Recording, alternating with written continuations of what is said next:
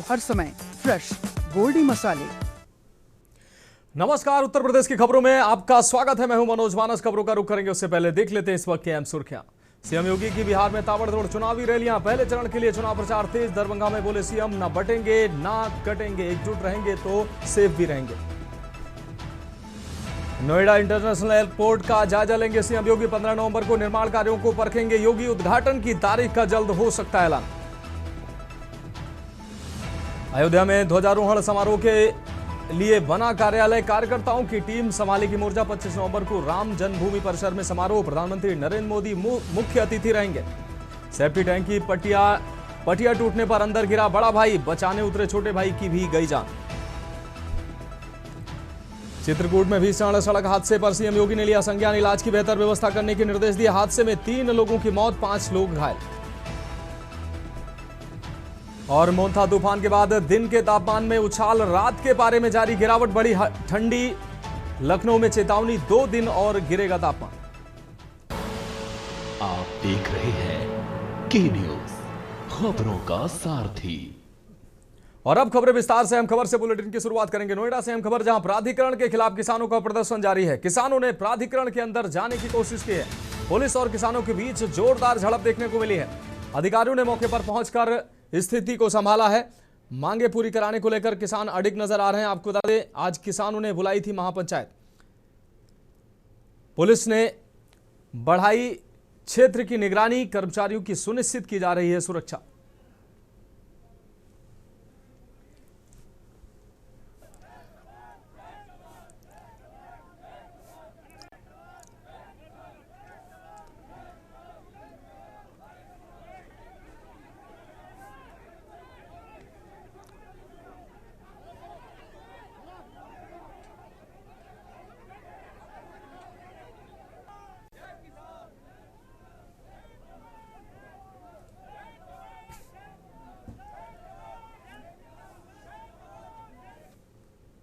तो ये अहम खबर आपको दिखा रहे हैं।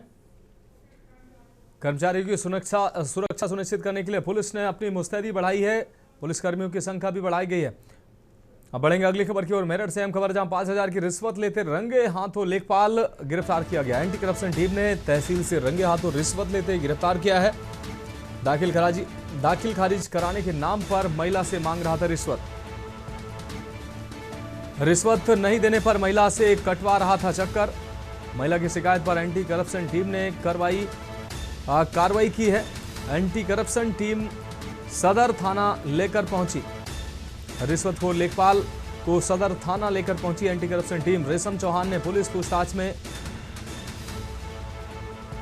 रिश्वतखोर लेखपाल को, जो रेशम चौहान इसका नाम है, पुलिस अब इससे पूछताछ में जुटी हुई है। रिश्वतखोर लेखपाल रेशम चौहान से पुलिस पूछताछ में जुटी हुई है। अहम खबर आपको दिखा रहे हैं। मेरठ से 5000 की रिश्वत लेते रंगे हाथ लेखपाल पकड़ा गया। एंटी करप्शन टीम ने तहसील से रंगे हाथों रिश्वत लेते पकड़ा है। दाखिल खारिज कराने के नाम पर महिला से मांग रहा था रिश्वत। रिश्वत नहीं देने पर महिला से कटवा रहा था चक्कर। रिश्वत नहीं देने पर महिला का नहीं कर रहा था काम। महिला बार बार कार्यालय के चक्कर काट रही थी और ये लेखपाल उसका काम नहीं कर रहा था। महिला ने तंग होकर एंटी करप्शन टीम से संपर्क साधा और 5000 की रिश्वत लेते रंगे हाथों लेखपाल गिरफ्तार किया गया। सर, ये मैं 31 तारीख में इनसे मिली थी, लेखपाल से, जिनका नाम रेशम चौहान है। और इन्होंने मेरे से 5000 की डिमांड करी। दाखिल खारिज मेरी फाइल होनी थी। ज़मीन ली थी मैंने कोना बीघे, तो उसमें जो है इन्होंने मेरे पास पैसे नहीं थे। और मैं फिर एंटी करप्शन गई। एंटी करप्शन में मैंने जाके बात की, लिखित शिकायत दी और वहाँ से आज टीम गठित होकर आज मैंने इन्हें 5000 रुपये दिए। इन्होंने मेरे से ले लिए और कह दिया तुम्हारा काम हो जाए। बढ़ेंगे अगली खबर की ओर। रायपुरवा थाना क्षेत्र में एक युवक ने अपनी लिव इन पार्टनर की गला घोंटकर हत्या कर दी और मौके से फरार हो गया। घटना के बाद इलाके में हड़कंप मच गया। पुलिस ने मामले की गंभीरता को देखते हुए तुरंत जांच शुरू की और आरोपी को गिरफ्तार कर लिया। आपको बता दें, कानपुर से अहम खबर है। जानकारी के मुताबिक मृतका भारती देवी पिछले कुछ समय से आरोपी रोहित उर्फ वाहिद के साथ लिव इन रिलेशन में रह रही थी। दोनों के बीच अक्सर विवाद होते रहते थे। बीते दिनों कहासुनी के बाद आरोपी ने महिला की गला घोंटकर हत्या कर दी और फरार हो गया। पुलिस टीम ने तकनीकी सर्विलांस और मुखबिर की मदद से आरोपी को राजीव बिहार इलाके से गिरफ्तार किया। पूछताछ में आरोपी ने अपना जुर्म कबूल कर लिया है। अपना जुर्म कबूल करते हुए बताया कि उसे शक था कि महिला के कई लोगों से संबंध थे, इसी वजह से उसने गुस्से में आकर वारदात को अंजाम दिया। देखिए, 1 तारीख को एक महिला की बॉडी मिली थी रायपुरवा थाना क्षेत्र में। प्राइमरी जब सूचना मिली, पुलिस वहाँ पे गई तो पता चला कि महिला की गले में दुपट्टा से हत्या की गई है। ये भी जानकारी मिला कि जो उसका पति था उसी पे डाउट था और कैमरे जो देखे गए उसके आधार पे भी उसी के पति के द्वारा हत्या करना पाया गया। जो पति था उसका जो नाम था रोहित उर्फ वहीद, ये अरेस्ट हुआ है और ये जेल जा रहा है। ये पिछले 1 साल से साथ में रह रहे थे और इनमें आपस में विवाद हुआ, फिर उसने दुपट्टे से हत्या करना बताया है। हमारे रायपुरवा पुलिस के द्वारा ये चैलेंज के रूप में लिया गया। रात दिन लग करके पूरी टीमें लगी थी और फाइनली पुलिस की उसको। बढ़ेंगे अगली खबर की ओर। गाजियाबाद से अहम खबर, जहां लोनी तहसील पर किसानों का धरना प्रदर्शन जारी है। किसानों ने लोनी तहसील पर ताला लगाकर विरोध प्रदर्शन किया है। इस दौरान तहसीलदार और अन्य सभी अधिकारी अंदर बंद हो गए। किसानों ने अपने समस्त किसान यूनियन के कार्यकर्ताओं के साथ लोनी तहसील में तालाबंदी कर दी। किसानों ने कहा कि जब तक मांग पूरी नहीं की जाएगी तब तक ताला नहीं खुलेगा। फिर कोई भी अधिकारी या फिर कोई अधिकारी आकर आश्वासन दे तब ताला खुलेगा। किसानों ने अपनी मांगों को लेकर इस कदम को उठाया है। किसान वर्षों से लोनी मंडोला बिहार योजना के तहत मुआवजा न मिलने को लेकर नाराज हैं और आज उनका गुस्सा फूटता नजर आया है।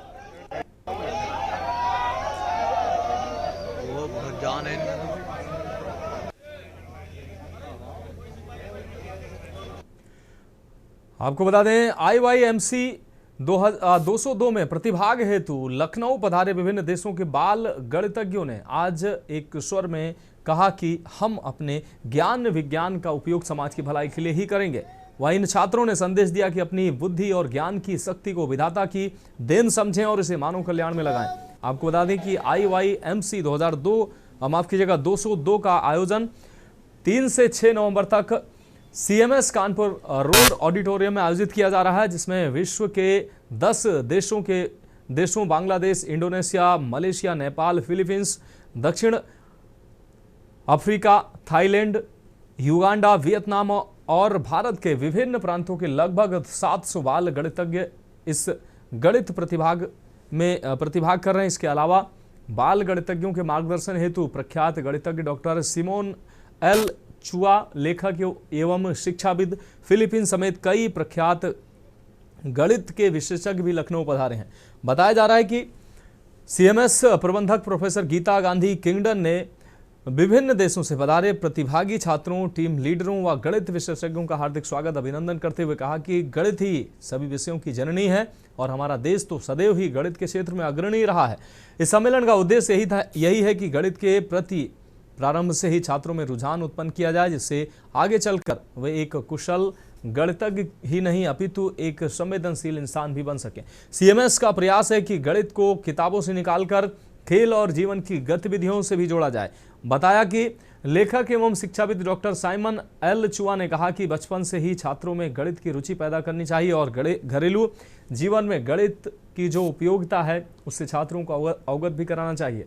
पत्रकारों से बातचीत करते हुए Saint Gregory high school and college Bangladesh से पधारे छात्रों ने कहा कि वे गणित प्रतियोगिताओं में अपने ज्ञान का प्रदर्शन तो करेंगे ही, साथ ही विभिन्न देशों के छात्रों से दोस्ती करने का भी अवसर मिलेगा। इंडोनेशिया से पधारे छात्रों ने कहा कि हमारा उद्देश्य इन प्रतियोगिताओं में जीतने का तो है, पर उससे भी अधिक भारतीय संस्कृति की अनेकता में एकता से सीख लेने का है।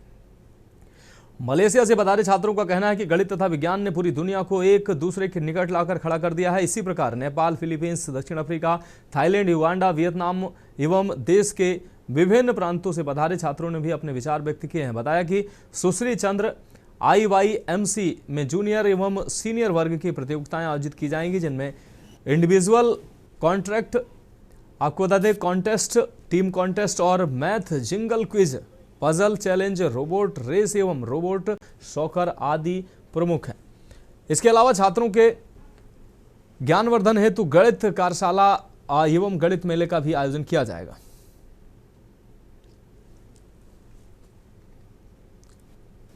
Malaysia, Nepal, Philippines, south Africa, Thailand, Uganda, Vietnam और भारत के विभिन्न प्रदेशों से पधारे बाल गणितज्ञों और टीम लीडर्स का भी मैं हार्दिक स्वागत और अभिनंदन करती हूँ।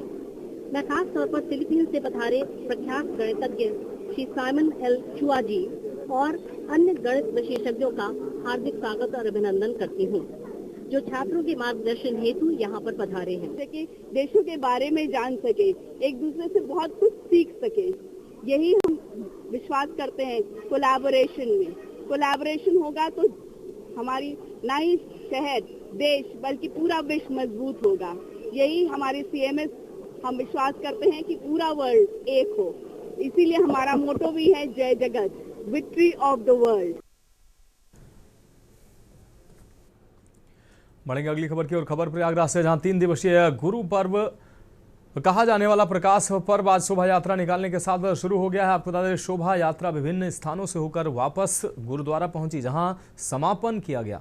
शोभा यात्रा में जहां स्कूली बच्चे कदम ताल करते आगे बढ़ रहे थे, वहीं साथ चल रहे सेवादार सड़क पर झाड़ू लगाते हुए गुरु नानक जी के रथ का रास्ता साफ सुथरा बना रहे थे। 3 दिवसीय समारोह के दूसरे दिन कल शब्द, वाणी और भजन कीर्तन आयोजित होगा। अगले समापन दिवस 5 नवंबर को गुरु नानक देव का जन्मदिन बड़े ही धूमधाम से मनाया जाएगा।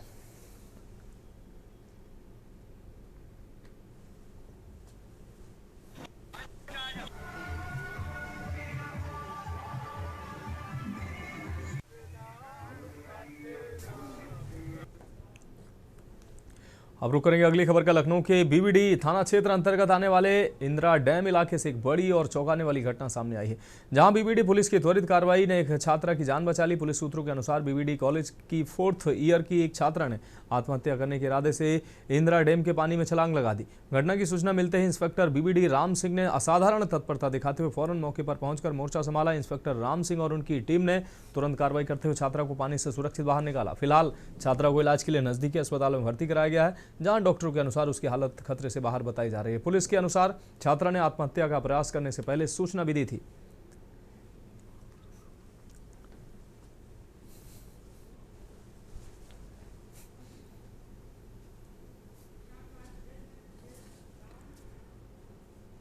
फिलहाल खबरों में वक्त एक अहम ब्रेक का, जल्द हाजिर होंगे। आप खबरों का सारथी। ब्रेक के बाद उत्तर प्रदेश की खबरों में एक बार फिर से आपका स्वागत है। रुक करेंगे अगली अहम खबर का। उत्तर प्रदेश के जालौन जिले में एक पारिवारिक विवाद का गंभीर मामला सामने आया है। यहां एक वृद्ध दंपति ने अपनी बहू पर उनके साथ अभद्रता करने और अपने बेटे के साथ मारपीट करने का सनसनीखेज आरोप लगाया है। पीड़ित सास ससुर ने एक प्रेस वार्ता के दौरान मीडिया को बताया कि उनके बेटे की शादी 8 मई 2025 को हिंदू रीति रिवाज से हुई थी। उनका दावा है कि यह विवाह बिना दहेज या लेन देन के संपन्न हुआ। शादी के कुछ ही दिनों में बहू ने परिवार से अलग रहने की इच्छा व्यक्त की है, जिसके बाद पति पत्नी अलग रहने लगे। सास ससुर के अनुसार उनके बेटे आकाश ने उन्हें बताया कि वह अपनी पत्नी के चाल चलन को लेकर असहज है, जिसके कारण दोनों के बीच अक्सर झगड़े होने लगे। जब वृद्ध दंपत्ति ने बहू को समझाने का प्रयास किया तो बहू ने कथित तौर पर उनके साथ अभद्रता की और उन्हें भी धमकी दी, मगर वे मामले में दखल देंगे तो और उसने कहा कि अगर वे मामले में दखल देंगे तो वह पुलिस में शिकायत कर देगी। वृद्ध दंपति ने पुलिस प्रशासन से इस पूरे मामले का संज्ञान लेने और बहू के खिलाफ कार्रवाई करने की मांग की। आपको बता दें, उन्होंने कहा कि ताकि वे और उनका बेटा सुरक्षित और शांतिपूर्ण जीवन व्यतीत कर सके। पुलिस द्वारा मामले की जांच शुरू कर दी गई है। बहू का पक्ष अभी सामने आना बाकी है।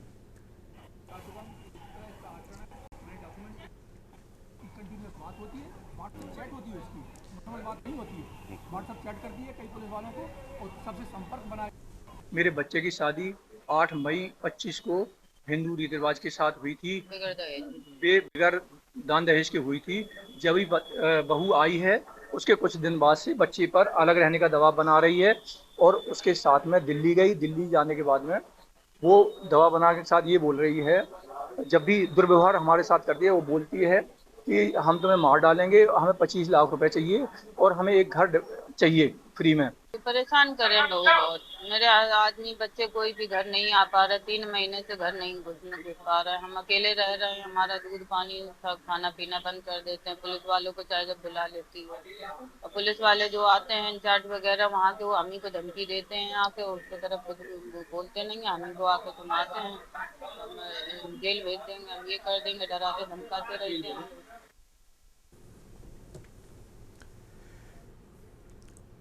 बढ़ेंगे अगली खबर की ओर। सहारनपुर के बेहट कस्बे की इंदिरा कॉलोनी में उस समय हड़कंप मच गया है जब सिंचाई विभाग के अधिकारी, पुलिस और प्रशासनिक अमले के साथ इंदिरा कॉलोनी पहुंचे और 3 दिन का अल्टीमेटम देते हुए कॉलोनी खाली करने का अनाउंस किया। इस दौरान कॉलोनी के जिम्मेदार लोगों ने कोर्ट का आदेश दिखाते हुए कार्रवाई रोकने की मांग की, लेकिन अधिकारी नहीं माने और घरों पर निशानदेही की।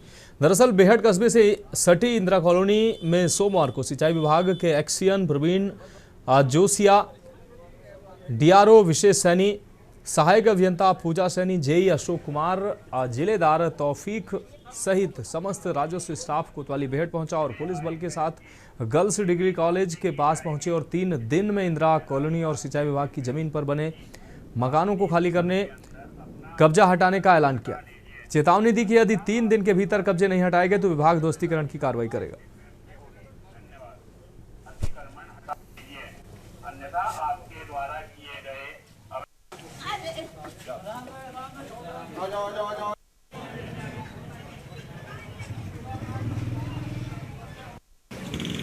इंदिरा कॉलोनी में जो है, जो हमने इनके लोगों पे जो अवैध कब्जे किए सबसे पीपीएस के वारंट जारी किए थे, उसमें जो है पीपीएस जो वारंट जारी किए थे उनके अगेंस्ट 70 लोग जो है सिविल कोर्ट चले गए, उन्होंने स्टे ले लिया, बाकी लोगों को जो है तोड़ने की कार्रवाई कर ली। बताया जा रहा बिजली के कनेक्शन के हटाने के लिए, हाँ बिजली के कनेक्शन हटाने के लिए हमने जो है उनको लेटर भिजवा दिया है, वो तो बिजली कनेक्शन के हट जाएंगे, ये है पानी भी बंद हो जाएगा। मेरा कहना यह है सर, सिंचाई विभाग से हमारा पुराना 2018 में नोटिस आए थे, आज चल रहा था यहाँ है एक्सियन साहब की, यहाँ से हमें कोई रिलीफ नहीं मिला, इसलिए हम सिविल कोर्ट गए, सिविल कोर्ट ने स्टे ले रखा है, इसे पूरी कॉलोनी पे है, पूरे खसरा नंबर पे है, कब्जे होने के बाद भी ये हमारे पास चिन्हित करने की कार्रवाई कर रहा है। अब बढ़ेगा अगली खबर की ओर। कानपुर के पनकी में रहने वाले लोगों ने केडीए मुख्यालय पहुंचकर धरना प्रदर्शन दिया है। इस दौरान लोगों को वहां तैनात सुरक्षा कर्मियों ने केडीए ऑफिस के अंदर न जाने नहीं दिया। मुख्यालय परिसर में लोग हंगामा करने के साथ धरने पर बैठ गए और समस्याओं के समाधान करने की मांग करते नजर आए। साथ ही केडीए वीसी मदन सिंह गबरियाल से मिलने की जिद पर अड़े रहे। अधिकारियों के आश्वासन के बाद धरना समाप्त हुआ। वार्ड 50 पनकी में सीवर समस्या और केडीए के अमीन रामलाल के द्वारा किए जा रहे भ्रष्टाचार के विरोध में पार्षद अनुप्रिया दुबे के नेतृत्व में क्षेत्रीय लोगों ने केडीए में वीसी कार्यालय के बाहर धरना प्रदर्शन के साथ नारेबाजी की।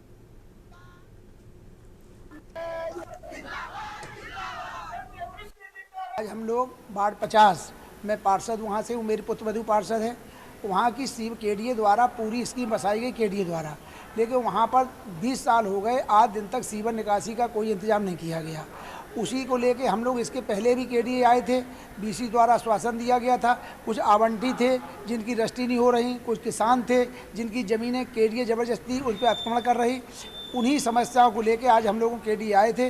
केडीए बीसी ने आश्वासन दिया है कि हम 1 महीने में आपकी जो आवंटी है उनकी रजिस्ट्री का काम, सीवर या तो नगर जलकल को हम हैंडओवर कर देंगे या सफाई करा देंगे, और किसानों की ज़मीन जो उन्होंने एनओसी दे दी, कहा उसको हम नपवा देंगे।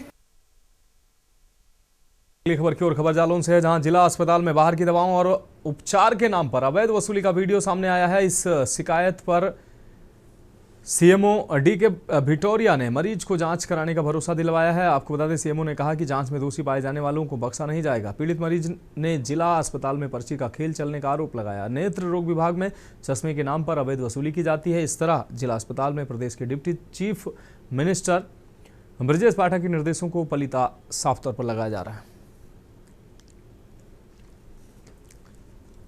हमारे जिले के मुखिया, आपको जैसे मालूम है, जिलाधिकारी महोदय द्वारा बिल्कुल निःशुल्क जो भी सेवाएं हैं बिल्कुल निःशुल्क किसानों के लिए उपलब्ध हैं। उसी संबंध में हम लोग किसानों को आंखें जो दिक्कत होती है वो दिखवाने के लिए आए थे। तो किसान गए थे, बेनौरा गांव से गए थे और कई गांव से थे। दिनों से उन्होंने मुझे बताया कि 200 रुपये किसान से मांगे जा रहे हैं। मांग तो 250 रुपये रहे थे, लेकिन उन्होंने 200 रुपये लिए। तब अभी तक कोई हमें एक्शन समझ में नहीं आया है। वीडियो वायरल हो रहा है। इसके क्रम में आज मैंने और जिला चिकित्सालय के मुख्य चिकित्सा अधीक्षक डॉक्टर आनंद उपाध्याय और हमारे अपर मुख्य चिकित्सा अधिकारी डॉक्टर आनंद वर्मा के साथ आज हम लोगों ने अस्पताल का भ्रमण किया, वहाँ लोगों से जानकारी ली और जिन लोगों ने इस तरह की कोई शिकायत की है, मेरे पास अभी लिखित में संज्ञानित नहीं है, जैसे ही मुझे प्राप्त होती है, क्योंकि मैंने चिकित्सा अधीक्षक महोदय को इसका संज्ञान लेने के लिए मैंने उनको अनुरोध किया है। बढ़ेंगे अगली खबर की ओर। जीआरपी आगरा कैंट पुलिस को एक बड़ी सफलता हाथ लगी है। आपको बता दें, विशेष अभियान के तहत पुलिस ने एक फर्जी फौजी अग्निवीर को आगरा कैंट रेलवे स्टेशन के प्लेटफॉर्म नंबर 6 के पास से गिरफ्तार किया है। गिरफ्तार आरोपी की पहचान राजन गुप्ता के रूप में हुई, जो अमेठी जिले के ग्राम जोरावर कल्याणपुर का निवासी है। आरोपी राजन गुप्ता खुद को अग्निवीर सैनिक बताकर ट्रेनों और प्लेटफॉर्म पर घूमता था। वह फर्जी आईडी दिखाकर यात्रियों को गुमराह करता था। इसका मुख्य उद्देश्य सोए हुए यात्रियों के बैग और कीमती सामान चोरी करना था। आगरा में 6 महीने से रह रहा था और मकान मालिक को खुद को लाल किले में ड्यूटी पर तैनात आर्मी कर्मी बताता था। कल शाम लगभग 5:45 के आसपास जीआरपी आगरा कैंट के जो एसएसआई हैं मोहित कुमार, उन्होंने अपनी टीम के साथ एक व्यक्ति को पकड़ा जिसने अपना नाम राजन गुप्ता पुत्र हरिश्चंद्र गुप्ता निवासी ग्राम जोरावर थाना जामो और जनपद अमेठी बताया था। जी, उसकी उम्र लगभग 24 वर्ष की थी। वो उसके पास से सेना की पूरी वर्दी और अग्निवीर के आईडी कार्ड, इसके साथ साथ ढेर सारे एटीएम कार्ड और क्रेडिट कार्ड, डेबिट कार्ड बरामद हुए। अब बढ़ेंगे अगली खबर की ओर। खबर औरैया से है, जहां जिले में 1 से 31 अक्टूबर तक चला संचारी रोग नियंत्रण माह पूरा हो चुका है, लेकिन स्वास्थ्य विभाग की कार्य प्रणाली पर गंभीर सवाल उठ रहे हैं। माह के सफल समापन के बावजूद विभाग ने अब तक अभियान की आधिकारिक रिपोर्ट जारी नहीं की है, जिससे पूरे कार्यक्रम की पारदर्शिता संदेह के घेरे में आ गई है। स्थानीय लोगों का दावा है कि शहर की सड़कों, कॉलोनियों और यहां तक कि अस्पताल परिसर में भी गंदगी और मच्छरों के झुंड स्पष्ट रूप से देखे जा सकते हैं, जो विभाग की फॉगिंग और एंटी लार्वा छिड़काव के दावों पर प्रश्न चिन्ह लगाते हैं। स्वास्थ्य विभाग ने अक्टूबर माह में संचारी रोगों जैसे डेंगू, मलेरिया और चिकनगुनिया की रोकथाम के लिए बड़े पैमाने पर गतिविधियां चलाने का दावा किया था। हालांकि जमीनी हकीकत इससे अलग नजर आ रही है। सीएमओ और नोडल अधिकारी द्वारा बार बार मांगे जाने के बावजूद अभियान की विस्तृत रिपोर्ट अभी तक जमा नहीं कराई गई है। फॉगिंग, दवा खरीद और जागरूकता कार्यक्रमों पर खर्च हुए बजट के ब्यौरे को लेकर स्वास्थ्य विभाग का गोलमोल रवैया संदेह को और बढ़ा रहा है। कई क्षेत्रों से ऐसी तस्वीरें सामने आई हैं जिनमें पानी का ठहराव और गंदगी स्पष्ट नजर आ रही है, जो संचारी रोगों को न्योता देने वाली स्थिति है। इस पूरे मामले में स्वास्थ्य विभाग के वरिष्ठ अधिकारियों की चुप्पी हैरान करने वाली है। नागरिकों का कहना है, यदि अभियान सफलतापूर्वक चलाया गया होता तो रिपोर्ट जारी करने में देरी क्यों की जा रही है। देश भर में संचारी रोग नियंत्रण माह चल रहा है, लेकिन जमीनी जो हालात हैं वो कागजों तक समटते नजर आ रहे हैं। वहीं एक और विभागीय रिपोर्ट में फॉगिंग और एंटी लार्वा छिड़काव का दावा किया जा रहा है, वहीं दूसरी ओर सड़कों, कॉलोनियों और अस्पताल परिसर में गंदगी का अंबार देखा जा रहा है।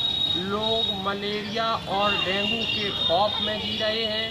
वहीं विभागीय रिपोर्ट कागजों तक समेटती नजर आ रही है। तस्वीरें बयां कर रही हैं कि जब अस्पताल परिसर साफ नहीं तो अन्य बस्तियों का क्या हाल होगा। कैमरामैन आशुतोष के साथ उमेश अवस्थी, के न्यूज इंडिया, औरैया। तो फिलहाल उत्तर प्रदेश की खबरों में अभी के लिए मेरे साथ इतना ही। मुझे दीजिए इजाजत और आप देखते रहिए के न्यूज इंडिया।